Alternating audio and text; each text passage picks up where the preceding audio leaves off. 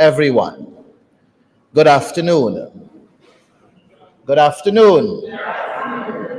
Good afternoon and welcome to this momentous occasion as we gather to commemorate and honor the legacy of a leader whose contribution to the political and social fabric of our nation continue to resonate deeply in present day.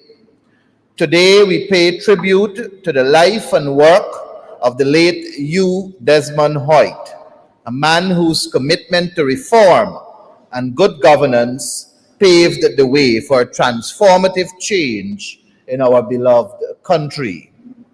As we convene here today, it is only fitting that we reflect on the monumental changes brought about during Mr. Hoyte's tenure, which reshaped the very foundation of our governance. His vision was clear, a vision of a progressive and inclusive nation, where democratic principles were not merely talked about, but truly embedded in the framework of our government and society.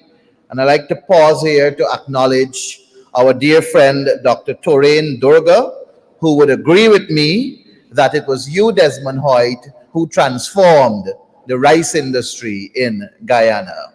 I think we can acknowledge his presence. Through his unwavering commitment to reform, Mr. Hoyte initiated profound transformations that touched every sector of our society. His economic reforms focused on opening markets, improving infrastructure, and fostering a more competitive economy, positioned our country on a path of growth and modernization. But it was his belief in the importance of democratic governance and accountability that truly set him apart. He did not simply seek change for the sake of change.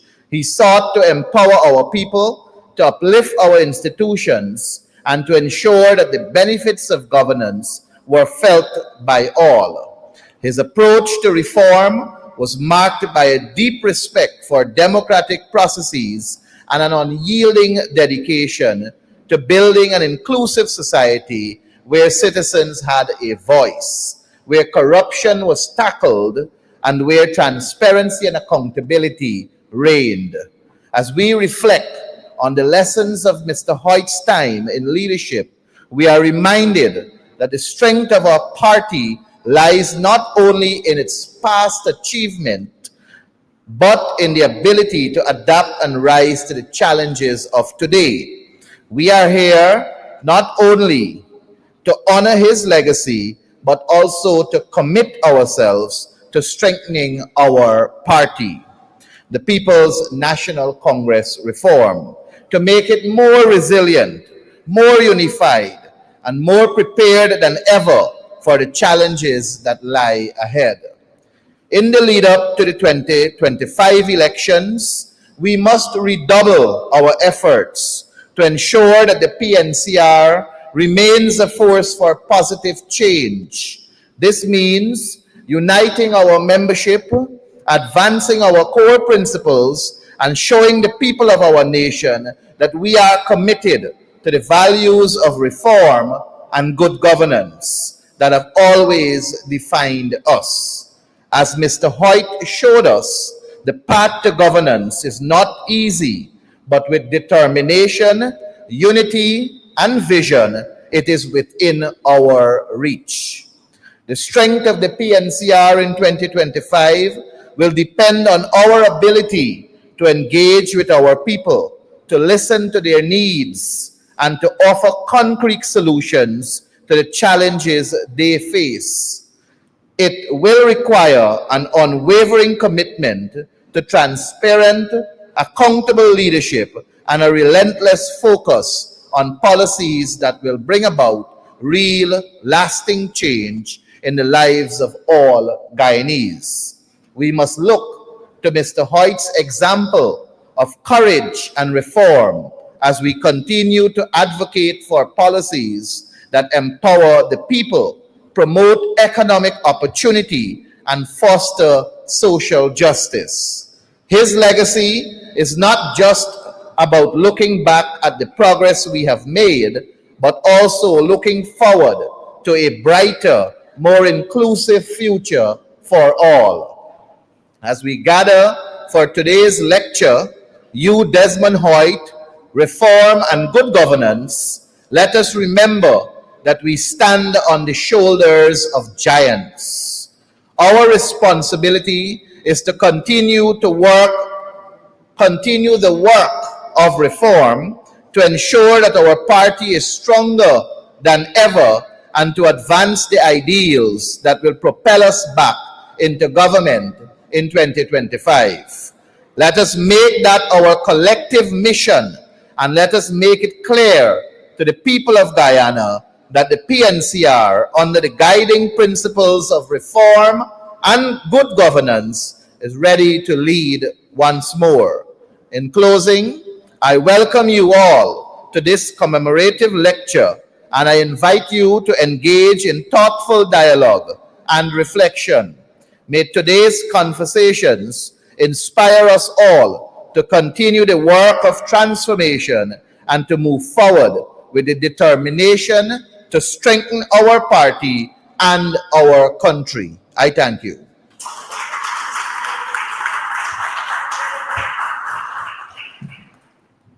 Thank you, MP, for your opening remarks. Following the opening remarks, we will now be treated to two beautiful musical performances. First, we will hear My Native Land, followed by a rendition of a song made famous by Sarah Vaughan. And they will be performed by the talented Miss Jem Roulier, AA, ABRSM, will be our performer. Please give her a warm round of applause as she graces us with her music. Thank you.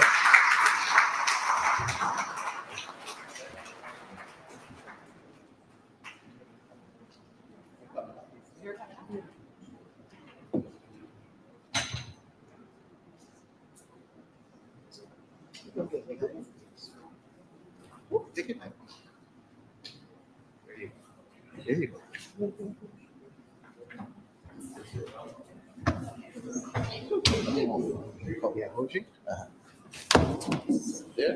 Yes. Thank you.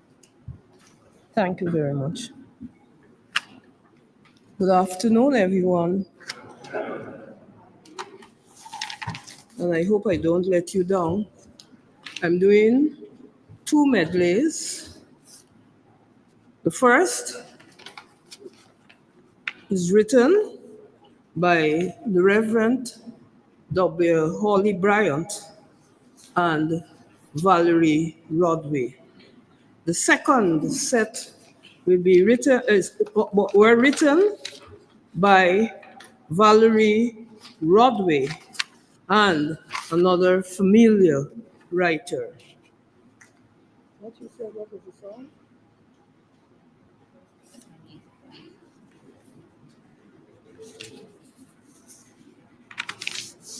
And so, our chairperson, occupants of the head table, foreign embassies and so on present here, and other members, I hope you enjoy and you listen to the words of this piece. All hail to Guyana, our country now free. One people, one nation, one destiny. We pledge every effort, we'll cherish this earth and make here a paradise, land of our birth. Born in the land of the mighty Roraima, land of great rivers and far-stretching sea. So like the mountains, the sea, and the rivers, great, wide, and deep, in our lives would we be. Onward, upward, may we ever go, day by day, in strength and beauty grow, till at length each of us may show what Guyana's sons and daughters gonna be. Born in the land where men sought El Dorado, land of the diamond, oil and bright shining gold. We would build up by our virtues and labors God's golden city, which never grows old. Onward, upward, may we ever go, day by day in strength and beauty grow, till at length each of us may show what Guyana's sons and daughters gonna be. No rich El Dorado has ever been found, though many have ended their lives on this ground. All labor in factory, in office and field will give us the wealth and the full harvest yield. All hail to Guyana, our country now free. One people, one nation, one destiny. We pledge every effort, we'll cherish this art and make here a paradise, land of our birth. With purpose and vigor, we carve our own fate. On hell, nitrogen, prejudice, and hate.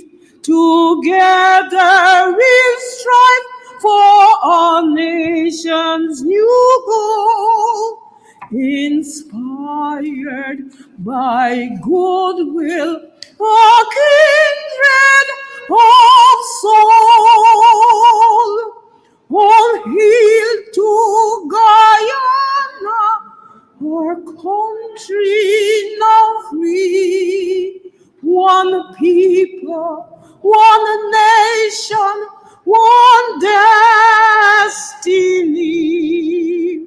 We pledge every effort, we'll cherish this art and make here a paradise, land of our birth.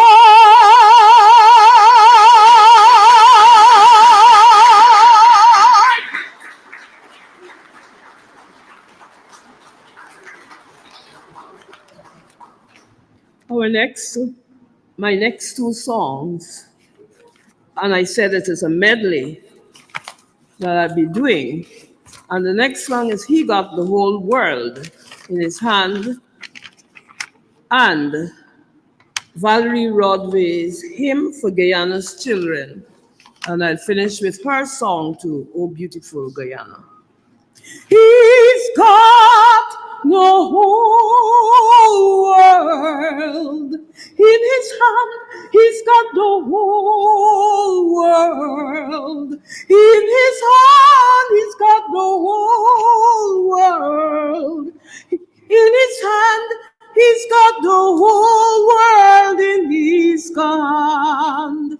He's got the wind and the rain. In his hand, he's got the wind and the rain. In his hand, he's got the wind and the rain. In his hand, he's got the whole world in his hand. He's got the whole world in his hand. He's got the whole world in his hand. He's got the whole world in his hand. He's got the whole world in his hand. He's got the sun and the moon in his hand. He's got the sun and the moon in his hand. He's got the sun and the moon in his hand. He's got the whole world in his hand. With humble hearts and heads bowed down, in thanks for each new day of toil, we kneel before thine altar, Lord. The children of Gaia, the soil. Great is the task that thou hast given, thy will to show, thy truth to find, to see ourselves that we are one. In thy great universal mind. O children of Guyana, rise, rise up and sing with happy tears, and bless the land that gave you birth, and vow to serve her through the years. Oh, beautiful Guyana, oh, my lovely native land, more dear to me than all the world, thy sea was sun-kissed strand, or down upon the borders, looking out upon the deep, the great Atlantic blowing to a fury, or asleep. At morn, at noon, or better in the crimson sunset glow, I love thee. Oh, I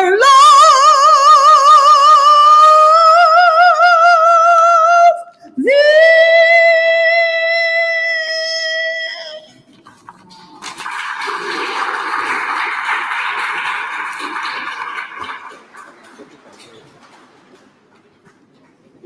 Yeah, make a big step down.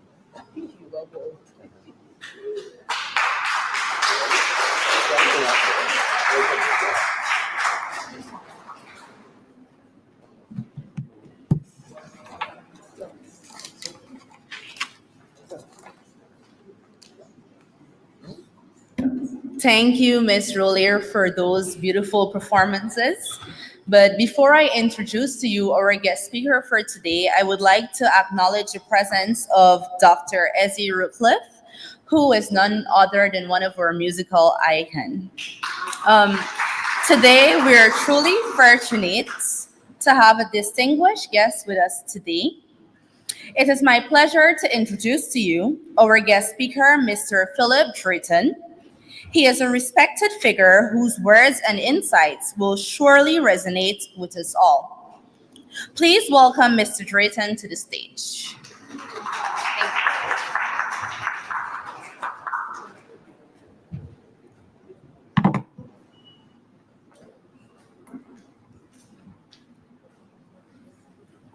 Pleasant good afternoon to you. Our feature presenter comes from humble beginnings.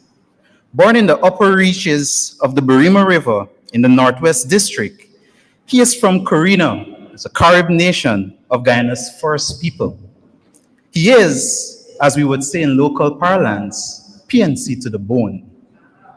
He became a child member of the People's National Congress in 1978, but was never a member of the Young Socialist Movement.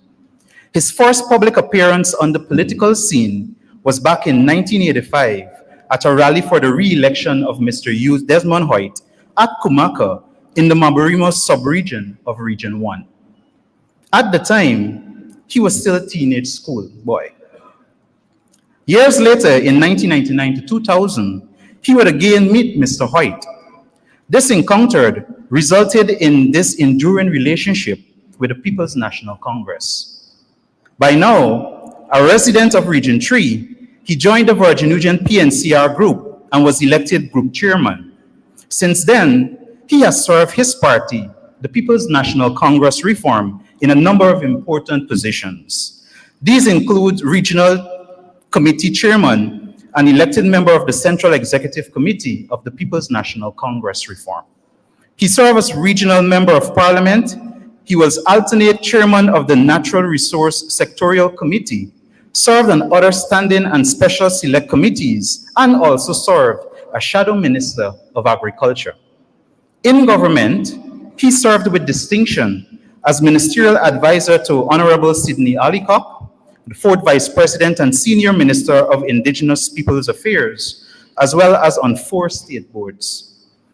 He was later required to serve as a member of parliament in the closing months of the 11th parliament. A fearless advocate for the rights of Guyanese in general and Guyanese indigenous people in particular. Our feature presenter is currently an elected member of the Central Executive Committee of the People's National Congress Reform and host of the party's flagship program, Nation Watch. Ladies and gentlemen, the honor is mine to present to you our feature presenter, Mr. Marvin Williams.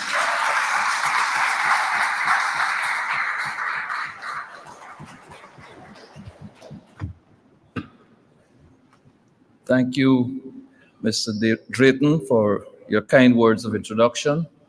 Sessional Chair, members of the head table, Mr. Aubrey Compton Norton, leader of the People's National Congress Reform and leader of the parliamentary opposition, members of the Central Executive Committee of the People's National Congress Reform, members of parliament, members of the diplomatic corps, elders, special invitees, comrades all. The honor is mine to join in welcoming you to the Hugh Desmond Hoyte 10th Commemorative Lecture. I trust that I would be able to do justice to the life and work of a great man. You never really understand a person until you consider things from his point of view, until you climb inside of his skin and walk around in it. So says Harper Lee in her timeless classic and award-winning novel, To Kill a Mockingbird. We may never really understand the depth of the philosophical personage of Hugh Desmond Hoyte. We can, however, from available evidence, gain an appreciation for the values he stood for, the ideals he held dear, the human side of the man, the leader, the teacher, the gentle guiding hand of the builder of a nation, the fierce patriot and nationalist that was Hugh Desmond Hoyte.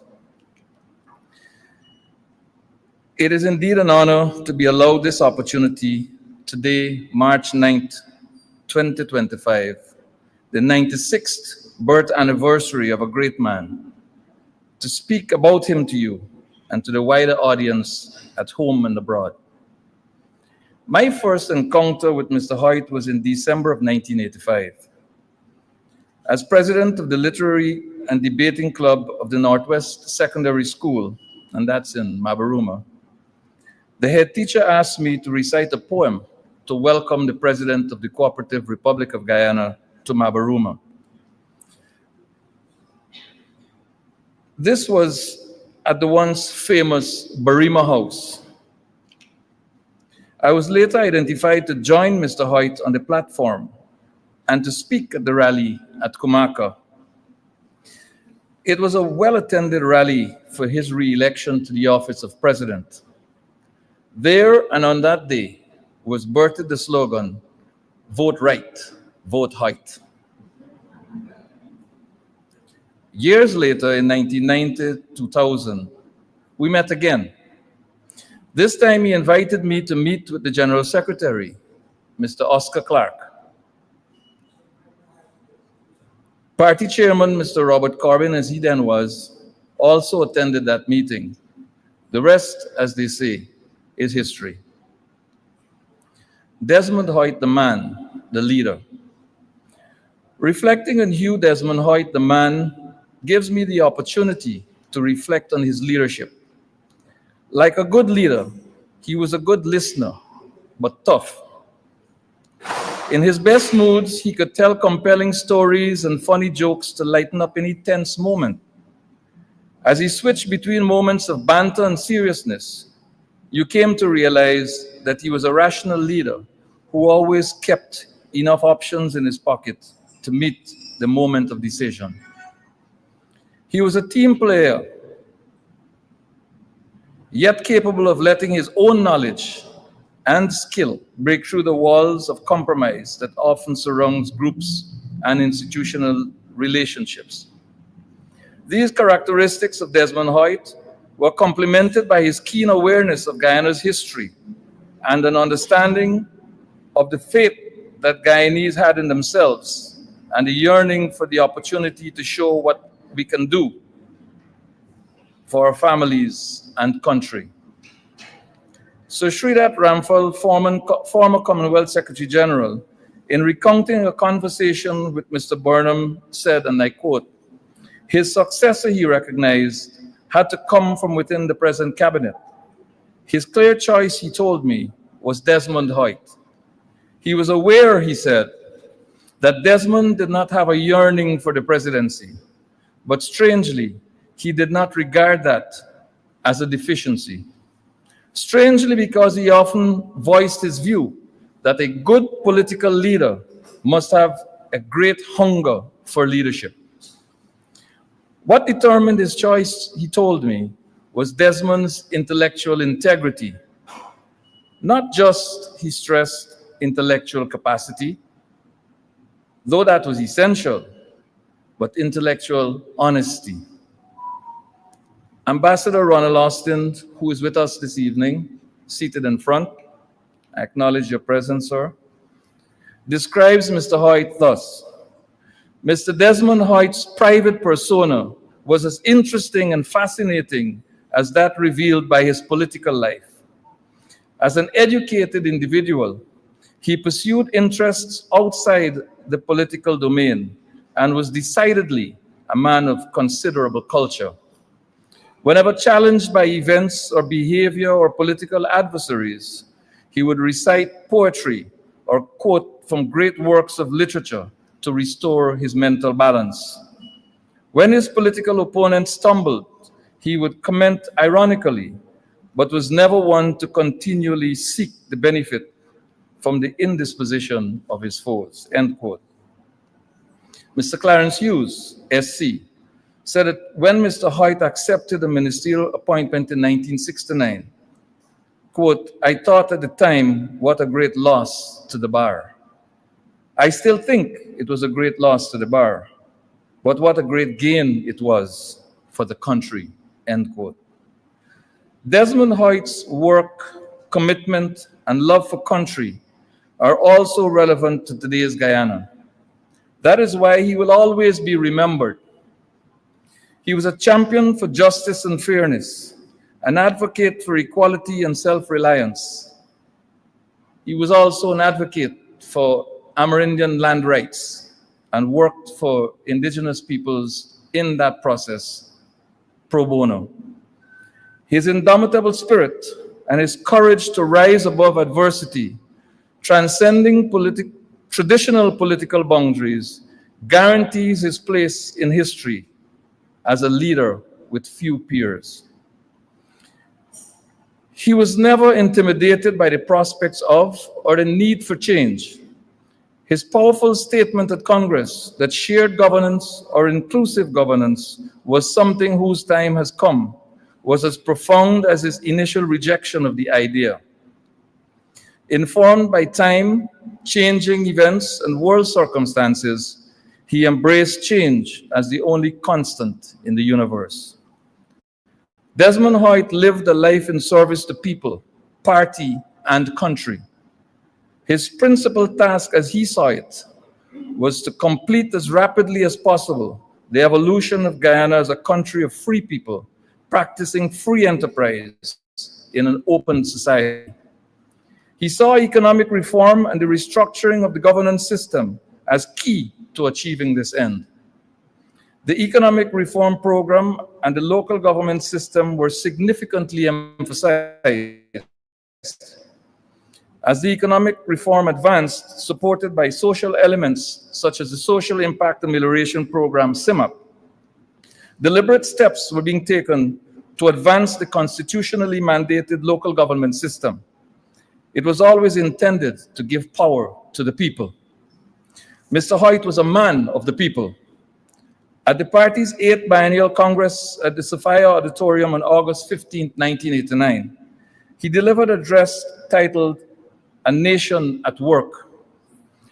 Mr. Hoyte dedicated an entire passage to the people and another to "In Service of People," during which he said, and I quote, "Our party always believed that development is about people. It is initiated by people. It is sustained by people, and people are its ultimate beneficiaries. Let us not see caring for one another as part-time or ad hoc activity. Let us make it one of the principles by which we live and recognize it as a powerful influence in the shaping of a humane society and in the process of human development. This is a time for caring. I care for this party. I care for the members of this party, all of you collectively and each of you individually. I care for the people of this country, the poor and the disadvantaged, as well as those who live in more comfortable circumstances. But I care for the needy because they need more care. My efforts will continue to be directed to translating this principle of caring into purposeful action in service to people," end quote. It was this deep sense of care that in large measure informed his tireless effort to ensure that economic reform realized greater benefits for Guyanese citizens and good governance replaced the failed colonial system, all in the best interest of Guyanese. Reform. Following his surprising appointment as Minister of Home Affairs in 1969, Mr. Hoyte was appointed Minister of Economic Development and Cooperatives in 1979. On the 12th of March 1979, he presented his first national budget to the National Assembly. It was Guyana's 15th annual budget. In introducing the budget of 1979, Mr. Hoyte said, "This budget in concept makes a radical and definitive departure from the traditional approach and methodology. The old-style budget, with its limited perspective and equally limited financial and economic data, has become inadequate and anachronistic. In successive budgets as Vice President, Economic Planning and Finance, particularly the one of 1983, he prepared a foundation for the reformation of Guyana's economy. The time of the commencement of the work fundamental to this significant change, which would follow, is testament to the fact that Mr. Hoyte, contrary to the view held by some, never departed from the policies of the founder leader of the PNC. Rather, he ensured the fulfillment of Mr. Burnham's changed policies. When he became leader of Guyana, Desmond Hoyte recognized that he was leading a fiercely patriotic people who, in an earlier period, were often called upon to defend themselves against harsh colonial and geopolitical realities, and the New World Order, whose many impositions curtailed their ambition to be self-reliant. He, like Forbes Burnham, the leader he served and later succeeded, realized that the people of Guyana needed more than conviction to survive and thrive. He knew that it was not enough for Guyanese to rely on their own self-confidence and the many natural resources of the country that were available for exploitation. He acknowledged that the political conflicts between the Arabs and Israelis in the 1970s that led to some OPEC members to assert their authority over price and availability of oil had placed Guyana's model of development in jeopardy. The free spirit of Guyanese was increasingly being challenged by dwindling economic opportunities and fleeting defenses to reassure their anxious families that everything will be all right. There was no easy way out from a set of circumstances over which Guyana had no control, but which had placed a stranglehold on its lofty aspirations. The nostalgic approach to development had to be broadened. Self-reliance and limited global partnerships were not enough to bring the best out of Guyanese. His revised vision, for the country required him to reach into his bag of development options to reshape the macroeconomic landscape, the pillars of the economic recovery program, an enduring legacy of his. He saw Guyana as a family in which spouses work jointly to keep the family together to bring about its success. This positive concept of the family persuaded him that Guyana could be better placed if both the public and private sectors, like the family, were able to play meaningful roles in the development of the country. With this broader and nostalgic vision of what Guyana's sons and daughters could be, Desmond Hoyte designed his economic recovery program to allow the private sector to play a role, a major role, in the economy. Not only did he liberalize foreign exchange regulations to make foreign exchange market more participatory, but he also removed price controls from key items and lifted restrictions on imports that many Guyanese felt were central to their happiness and prosperity. Beyond that, he sold many public entities to private investors as his economic team set the tone for Guyana to become more integrated with the rest of the world. One recalls the granting of oil exploration licenses to a few oil companies in 1988. This is one of the outcomes of the promotional seminars for oil investments that were held in London and Houston early in the decade of 1980. The framework for his economic development program was developed in collaboration with the International Monetary Fund and the World Bank. His perspective bore fruit. For a period of 7 years, Guyana's economy grew at a phenomenal rate of between 6 and 8% per annum. This accomplishment was never seen again until Guyana started to produce oil and gas. His humanity was exposed with the insistence of a safety net being put in place to ease the pain of the many who would suffer as a result of the downsizing of the public sector to make room for the private sector. good governance. We are in an election year, and I will take some time to discuss particularly local government. A constituent assembly was established by Resolution 123, dated 21st July 1978 in the National Assembly. The intent was to create a new constitution for Guyana. On the 20th of January 1980, the Constituent Assembly completed its work by submitting a constitution to the National Assembly. The Constitution of the Cooperative Republic Bill 1980 was tabled in the National Assembly. On the 14th day of February 1980, it was passed with amendments. The bill was passed as passed was assented to by the President on February 20th, 1980. Minister of Economic Planning and Cooperatives, H.D. Hoyte, would table in the National Assembly the Local Democratic Organs Bill, Bill number 12 of 1980, on the 31st day of July, 1980.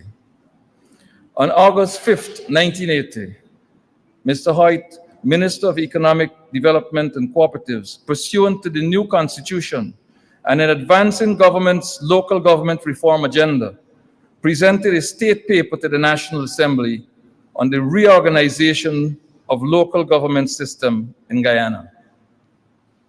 Mr. Hoyte was the chief architect of the local government system of this country. Inspired by his belief in people and the right to be involved in, shape, and to lead the development process in their villages, communities, neighborhoods, and regions, he set about the task so great and so important to our country, and yet so often forgotten by us, the beneficiaries of his visionary and astute leadership. The principal objective of the political system of the state is to extend democracy by providing increasing opportunities for the participation of citizens in the management and decision-making processes of the state. So said Mr. Hoyte. This was the philosophical underpinning of the concept of the proposed new system of local government. In his state paper, Mr. Hoyte laid out the entire concept of local government and local democracy. He relied upon and complied in the process with the following articles of our Constitution. Article 9. Article 9 says that sovereignty belongs to the people who exercise it through their elected representatives and the democratic organs established by or under the Constitution. Article 12, local government by freely elected representatives of the people is an integral part of the democratic organization of the state. Article 13, the principal objective of the system of the state is to establish an inclusionary democracy by providing increasing opportunities for the participation of citizens and their organizations in the management and decision-making processes of the state, with particular emphasis on those areas of decision-making that directly affect their well-being. And Article 71(1), local government is a vital aspect of democracy and shall be organized so as to involve as many people as possible in the task of managing and developing the communities in which they live.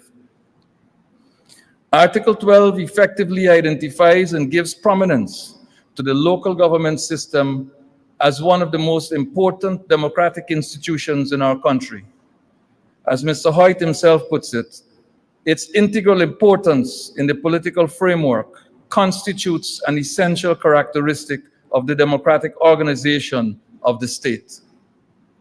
He described the colonial system as one that lacked self-reliance and self-sufficiency and tended to cause dependency on the political center. Mr. Hoyte was evidently unhappy with the colonial system, principally because it was not birthed from the experiences of, nor was it devised or fashioned by Guyanese.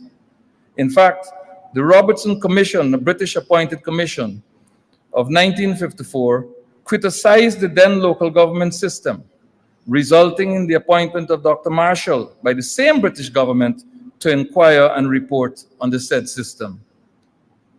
Marshall's report formed the basis for replacing the system with a new homegrown, locally devised, locally inspired, and locally managed system of local governance.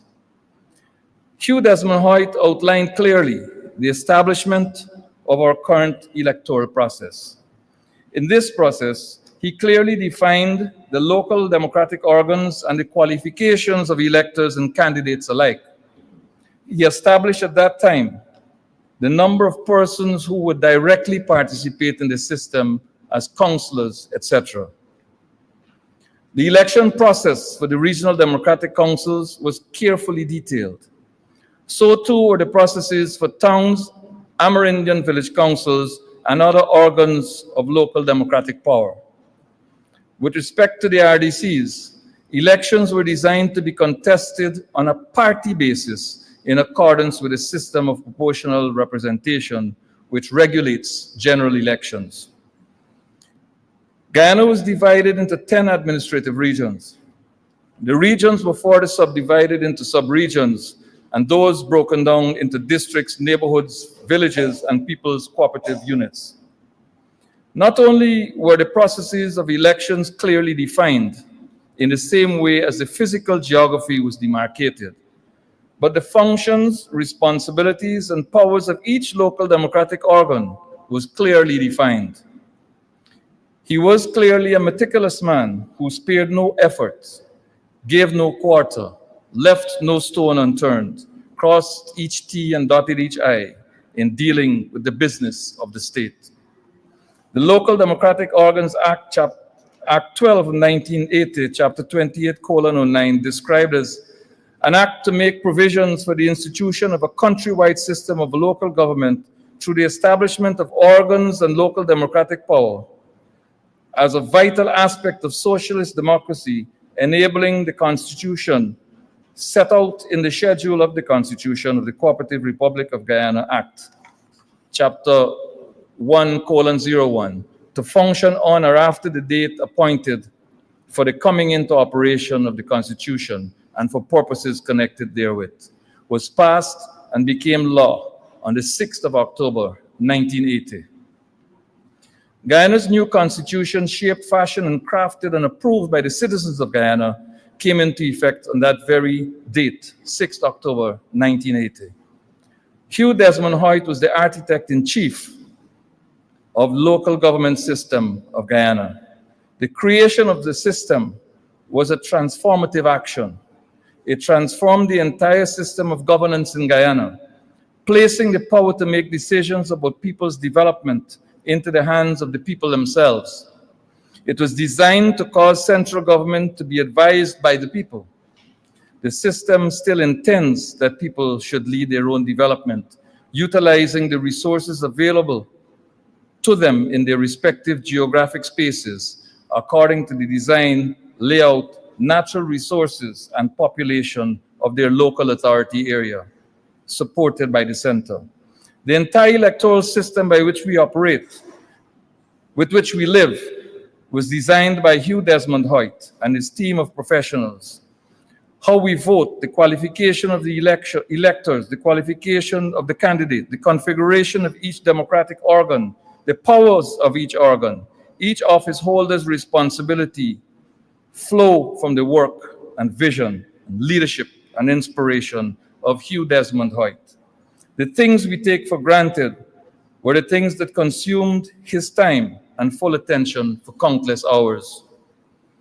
What he aspired to has unfortunately been largely dismantled by successive PPP administrations. What we now have is the reverse of what was intended by the system designed in 1980. The power is back at the center. The local democratic organs are mere puppets of the political directorate, with zero respect accorded to the people and the exercise of their sovereignty through their freedom and freely elected representatives. Conclusion. Whilst the focus of my presentation was limited to two areas, reform and governance, it is important to recognize Mr. Hoyte's love for the arts and humanity. This also influenced the things he did as president of Guyana. One would recall that it was he who established the Guyana Prize for Literature. It was he who conceptualized and established the world's first living biological diversity laboratory, which we know today as the Iwakama International Center for Rainforest Conservation and Development. One would also recall that his embrace for the Reform Group. This led to the signing of a compact between the Reform and the PNC on December 29, 2000. The signatories were Mr. Hoyte himself for the PNC and Mr. Stanley Ming for the Reform Group. The PNC Reform contested the 2001 general and regional elections. This compact, in the view of many, was the starting point for the PNC's involvement in broader coalition building in Guyana going forward. The PNCR One Guyana was led by Mr. Robert Herman Orlando Corbin in the elections of 2006, and a Partnership for National Unity by Mr. David Arthur Granger in 2011. In 2015, the APNU plus AFC, led by Mr. Granger, secured victory at the polls and formed the government. It is our expectation that our labor shall result in Aubrey Compton Norton leading a similar coalition to victory at the polls in 2025, whenever they come.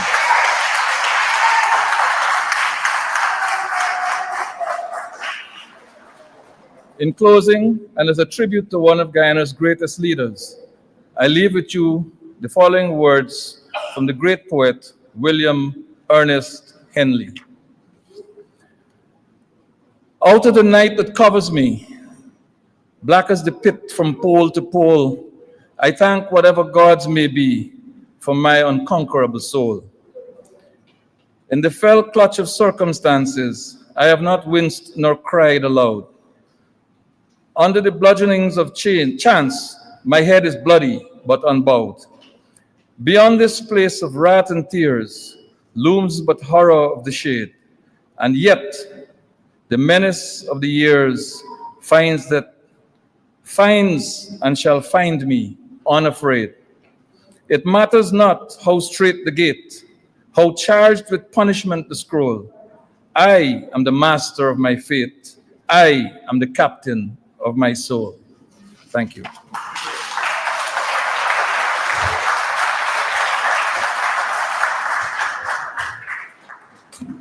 Thank you, Mr. Williams, for your great lecture. It was very remarkable. At this time, as we conclude our program, it is my pleasure to call upon Ms. Selena David, member of the PNCR, who will deliver the vote of thanks. Let us show our appreciation for Ms. David as she brings our event to a close.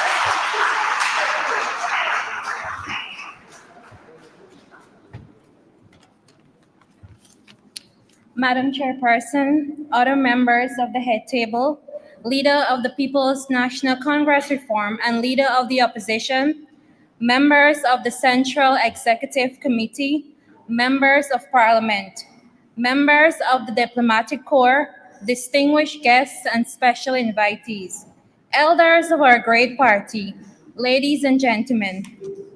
I consider it a privilege that I've been asked by my party to move a vote of thanks for the second time within a week. This time, I am being asked to move the vote of thanks. This time, I am being asked to move the vote of thanks on the occasion of the 10th memorial lecture of our second leader of the party, Mr. Hugh Desmond Hoyte, SCMP. Today, we are gathered here today not just to reflect on the life and legacy of a great man, but also to celebrate his contributions to the development of our beloved nation, Guyana. Mr. Hoyte's vision and leadership as President of the Cooperative Republic of Guyana and as leader of the People's National Congress Reform continue to resonate with us all. His unwavering commitment to the advancement of our country remains an inspiration for current and future generations. It is these qualities which enable him and his colleagues in the PNC to craft the Economic Recovery Program, ERP, which return our national economy to growth and development and prosperity. I must at the same time recognize the leader of our party, Mr. Aubrey Compton Norton, who has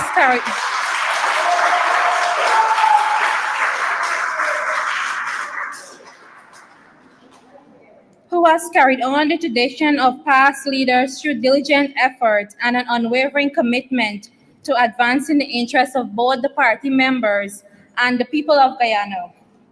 Our leader entered the rank of our party at a very young age and has served in and out of season. I would also like to extend my heartfelt gratitude to our guest speaker, Mr. Marvin Williams, who has enriched this lecture with his invaluable insights.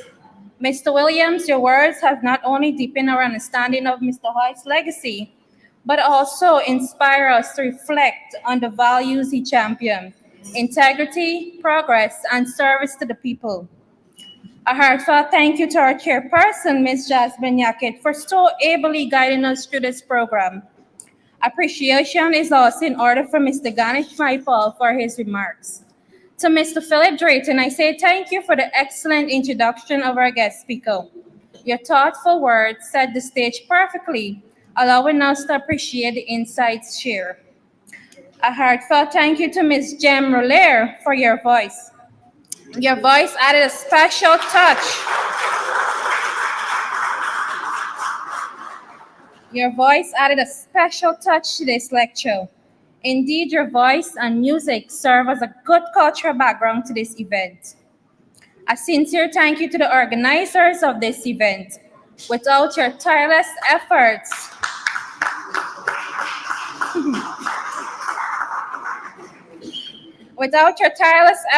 we would not have had the privilege of commemorating this milestone in our country's history. Your hard work and commitment have made this lecture a success, and we're all grateful for the dedication in honoring the life of Mr. Hoyte. To the friends of Mr. Hoyte, I say we acknowledge and honor his indelible contribution to our nation and beyond. His vision continued to guide us, and his principle remain a beacon of leadership and good governance. A special thank you goes out to the audience for your presence today, and for those joining virtually. Your participation demonstrated the continued admiration and respect that Mr. Hoyte garnered throughout his life, and the ongoing belief in the values he championed. This commemoration would not have had the same significance without your involvement. As we conclude, let us carry forward the spirit of this gathering, embracing the lessons learned and striving to uphold the ideal Mr. Hoyte stood for. In the words of an old African proverb, if you want to go fast, go alone. If you want to go far, go together. May we continue this journey together, building on the foundations of great leaders and working towards the future of justice, unity, and prosperity, not only today, but every day, through our actions, our commitment to nation building, and our shared vision for a prosperous and unified Guyana. Thank you all once again for being a part of this historic occasion. Thank you.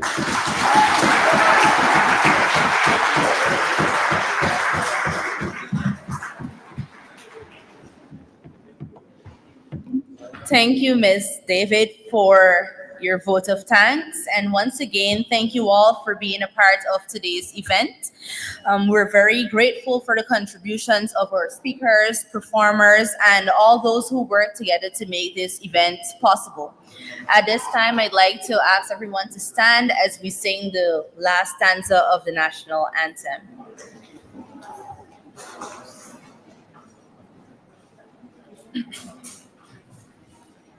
Dear land of Guyana, to you will we give our home major service each day that we live.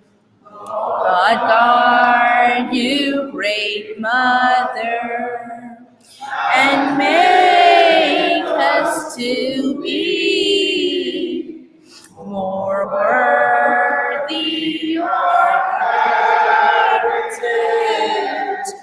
land of Once again, thank you all for being here. There's refreshments at the back. Thank you. Enjoy the rest of your day.